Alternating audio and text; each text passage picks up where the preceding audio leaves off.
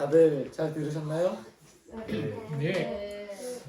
벌써부터 이렇게 수준을 끌어올리면은 다음 타자가 좀 부담이 될 것 같은데요. 다음으로는 각 신화들을 통해 우리는 죽음을 어떻게 받아들여야 하는지 고찰하는 손수연 양의 우리는 죽음을 어떻게 받아들여야 하는가입니다.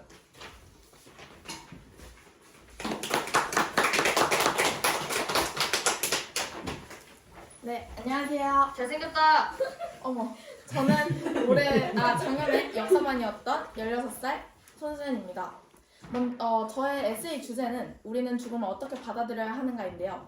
죽음이란 무엇일까요? 아마 살면서 다들 한 번쯤은 생각해봤을 주제일 것입니다. 피하고 싶지만 언젠가 직면해야 할 문제이니까요. 저는 죽음을 어떻게 받아들이느냐에 따라 삶이 바뀔 수 있다고 생각했습니다. 그렇다면 죽음에 대해 또 나는 어떻게 살아가고 싶은지를 알아야 합니다. 그래서 저의 이번 에세이는 역사, 신화 속 인물들이 죽음을 어떻게 생각했는지, 어떻게 받아들였는지 등과 그래서 죽음을 어떻게 대해야 할지에 대한 생각을 적어보려고 합니다. 먼저 첫 번째 책은 길가메시 서사시입니다. 네, 길가메시 서사시는 인류 최초의 서사시이자 죽음에 관한 대표적인 신화로 신의 벌을 받아 죽게 된 엔키두와 친구의 죽음을 슬퍼하며 영생의 비결을 찾아 떠나는 길가메시의 이야기입니다. 그럼 지금부터 엔키두와 길가메시의 죽음을 한번 비교해보겠습니다. 엔키두는 신들이 직접 죽인 것이 아니었고 꿈을 통해 죽음을 알게 된 것이었습니다. 엔키두는 자신이 죽는다는 사실을 알게 되자 죽는 그 마지막 순간까지 심한 두려움에 먹지도 마시지도 못하며 절망과 슬픔에 사로잡혀 스스로 자신의 생명을 갉아먹은 것이었습니다. 결국 엔키두를 죽음으로 이끈 것은 바로 죽음에 대한 두려움이었습니다. 엔키두의 죽음은 길가메시에게 큰 영향을 끼쳤습니다. 우르의 왕으로서 부와 권력을 모두 가지고 있었고 반은 신인지라 무력으로도 그에게 대응할 자는 없었습니다. 그런 그에게 엔키두라는 존재는 하나밖에 없는 아주 소중한 친구였습니다. 평생 그 무엇도 잃어본 적 없었던 길가메시에게 엔키두의 죽음은 큰 상실감으로 다가왔습니다. 뭔가를 잃는다는 것, 이 상실감은 길가메시를 좌절하게 만들고 길가메시가 죽음을 극복하려고 하는 것에 계기가 되었습니다. 이 과정에서 길가메시는 성장하였을까요? 아님 퇴보하였을까요? 결국 죽음을 극복할 수 없다는 것을 깨닫고 좌절하면서 더 나아가기를 멈췄다는 점에서 퇴보하였다라고 할 수도 있겠지만 원래 인간은 죽음을 극복할 수 없고 뭔가를 결국 깨닫고 일어섰다는 점에서 성장에 더 가깝다고 볼 수 있습니다. 또 깨달음을 얻고 성장하며 자신의 일을 모두 마무리하고 죽은 길가메시이기에 전설로 남을 수 있었고 지금까지도 이름을 알리고 있는 것입니다. 두 번째 책은 삼국지입니다. 삼국지는 중국 2세기 말에서 3세기 말의 삼국시대를 배경으로 한 소설입니다. 삼국지에는 여러 리더들의 인생 이야기, 인생을 살아가면서 부딪히게 되는 문제들에 대한 이야기가 담겨 있습니다. 유비, 관우, 장비는 복숭아 나무 아래서 의형제를 맺으며 태어난 날은 다르지만 죽는 것은 같이 하자고 약속하였습니다. 그런데 관우가 오나라의 침입으로 죽게 되었고 관우의 죽음은 많은 영웅들에게 큰 영향을 주게 됩니다. 관우가 떠난 후 조조는 삶에 대해 생각하는 일이 많아졌습니다. 조조가 흠모하던 영웅, 관우가 죽게 되고 죽음 앞에서 인간이 얼마나 나약하고 초라한 존재인지를 생각하게 된 것입니다. 죽기 살기로 전장을 누비며 손에 피를 묻힌 결과로 얻은 것은 과연 무엇이었을까요? 조조는 그 덕에 엄청난 부와 권력, 명예를 얻었지만 정작 진정한 것, 그의 삶에서 가장 소중한 것은 얻지 못한 것이었습니다. 이것이 바로 껍데기만 있는 삶이 아닐까요?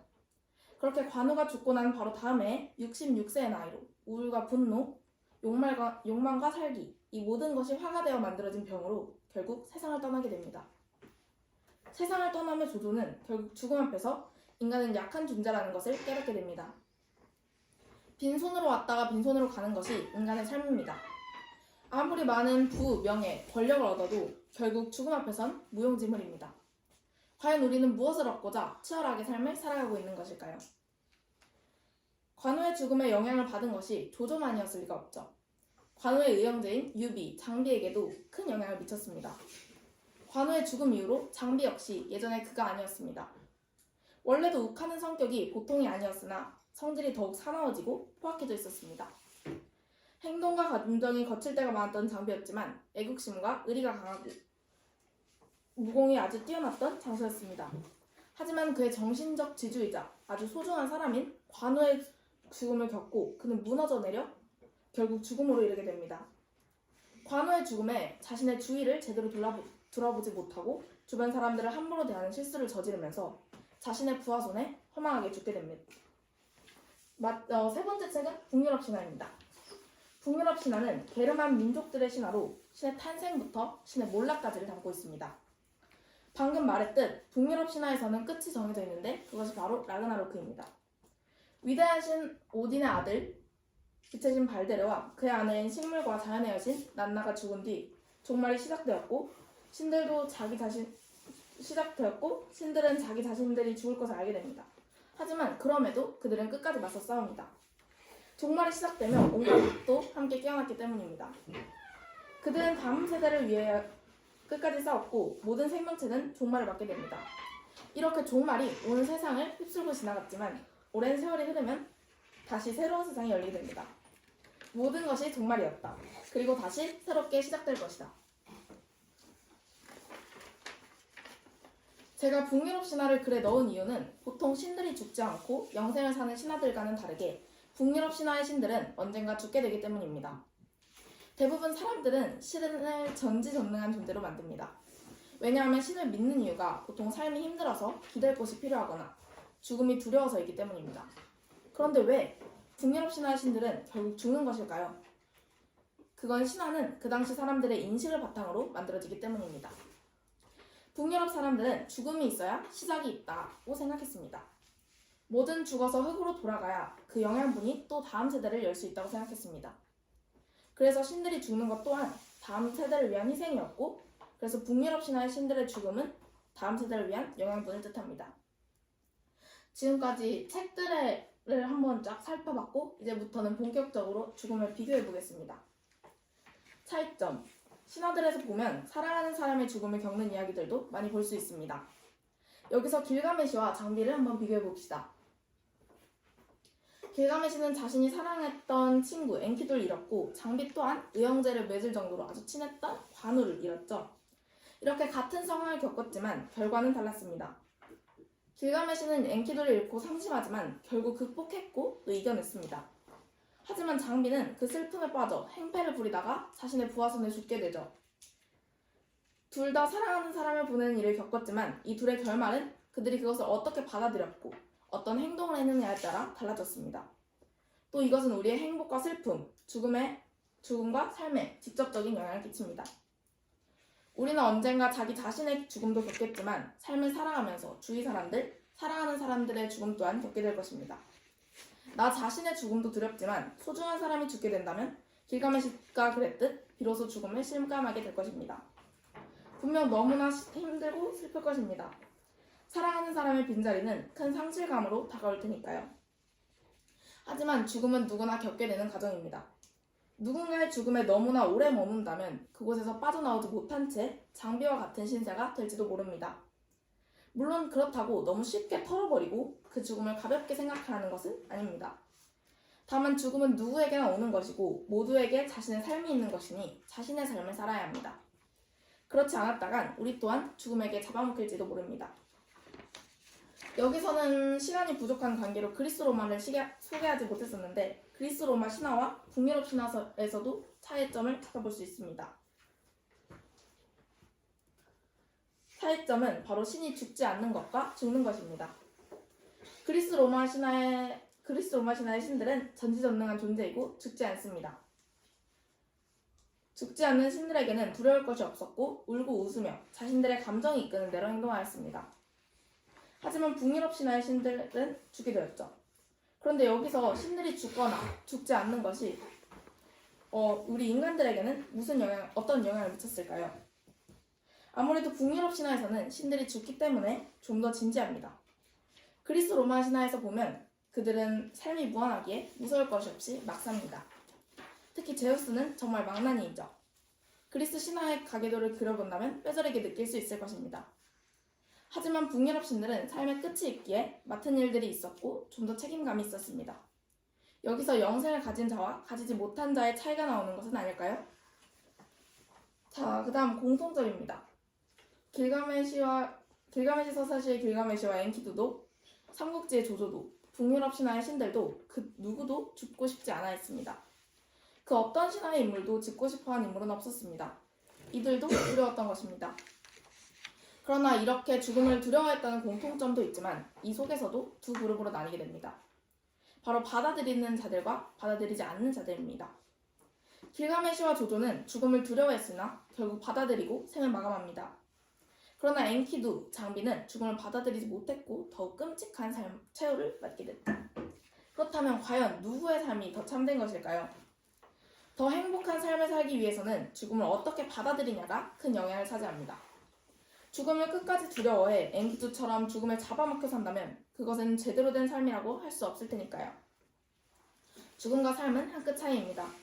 삶을 행복하게, 치열하게 살았다면 그 삶은 참된 삶이었을 거고 주위 사람들에게 또한 좋은 영향을 미쳤을 것입니다. 삶을 어떻게 살았냐에 따라 죽음 또한 결정됩니다. 삶을 참되게 살았고 주위 사람들을 잘 챙겼다면 죽어서도 나를 위해 울어주는 사람들이 생길 것입니다. 삼국지의 관우 또한 살아생전 훌륭한 장수였기에 많은 이들이 그의 죽음을 슬퍼하였고 그를 좋게 평가하였습니다. 하지만 반대로 남에게 피해를 끼치며 살았다면 그 누구의 사랑도 받지 못한 채 좋지 않은 처를 맞게 될 것입니다. 죽음이란 무엇인가?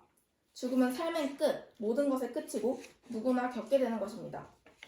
대부분의 사람들은 죽음을 부정적으로 여기고 본능적으로 외면하려 합니다. 죽고 나서 더 이상 그 어디에도 내가 존재하지 않는 것이 두렵기 때문입니다. 그래서 사람들은 많이들 생각합니다. 전생 또는 다음 생이 있을까? 이 말은 죽음 후에도 삶이 존재하는지를 묻는 것입니다. 그런데 죽는다는 것은 나라는 존재가 이 세상에서 사라지는 것을 말하는데 어떻게 죽은 후에 삶이 존재할 수 있을까요? 정말로 다음 생이나 전생이 존재한다면 우리의 죽음은 죽음이라 할 수 없겠죠. 이것은 죽음이 두려운 인간의 모순적인 생각입니다. 그런데도 과연 죽음이 나쁘다고 할 수 있을까요? 죽음은 나에게 아무런 영향도 줄 수 없는데 말입니다. 그렇다면 영생이란 과연 무엇일까요? 일단 영생은 말 그대로 무한한 삶을 사는 것입니다. 우리는 죽음이 두려워 영생을 살고 싶어 합니다. 그런데 영생이 과연 좋기만 한 것일지는 생각을 해봐야 합니다. 모두에게 영생이 주어진다면 사람들에게는 삶의 목표라는 것이 사라질 것입니다. 어차피 삶은 무한하기에 뭔가를 이루려 달려갈 필요가 없기 때문입니다. 급할 것이 없는데 왜 달려가겠습니까? 삶이 소중한 이유는 그 시간이 영원하지 않기 때문입니다. 이렇듯 무한한 것은 없습니다. 그런데 왜 우리는 언젠가 다 사라질 것을 왜 매순간 치열하게 살아가고 있을까요? 어차피 죽고 나서는 모든 게 다 소용없다면 사는 것이 무슨 소용일까요? 그런데 이 질문을 한번 바꿔서 생각해 봅시다. 삶이 영원하다면 이 모든 것은 우리에게 의미가 있을까요? 어차피 영원한데 치열하게 살아갈 필요가 있을까요? 삶이 한 번뿐인 것에는 반드시 이유가 있을 것입니다. 삶은 끝이 있기에 이 매 순간순간이 아름답고 소중한 것입니다. 정리해보자면 죽는다는 것은 이 세상에서 나라는 존재가 완전히 사라지는 것입니다. 내가 죽음으로써 또 다음 세대가 아름답게 열릴 것입니다. 죽음은 우리에게 두려운 존재입니다. 하지만 죽음에 대해 잘 알기만 한다면 죽음은 그렇게 두려운 존재가 아닐 수도 있습니다. 언젠가는 반드시 겪을 존재. 이 죽음이 있기에 우리의 삶은 더 아름답게 빛나는 것입니다. 자, 그럼 결론으로 가봅시다.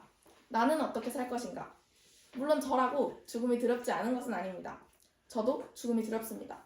하지만 고작 죽음 때문에 저의 삶을 망치고 싶지는 않습니다. 그렇기에 저는 현재에 충실하며 후회 없는 삶을 살고 싶습니다.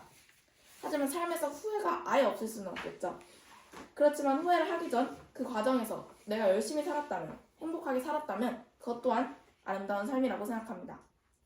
삶에서 선택의 길에 설 때가 분명히 있을 것입니다. 저는 그런 길에서 내가 행복한 길을 택하고 싶습니다. 내 삶에서 가장 중요한 것은 그 누구도 아닌 나이기에 내가 행복한 삶을 산다면 그 삶은 아름다운 삶이 아닐까요? 죽음에 대해 어떻게 받아들여야 할까? 우리는 죽음에 대해 좀 더 잘 알 필요가 있습니다. 죽음을 잘 모르기에 더 두려운 것입니다. 물론 죽음을 완벽히 이해하는 것은 불가능합니다. 하지만 살아있는 동안에 죽음에 대한 공포에만 빠져 산다면 그것은 진정한 삶이 아닐 것입니다.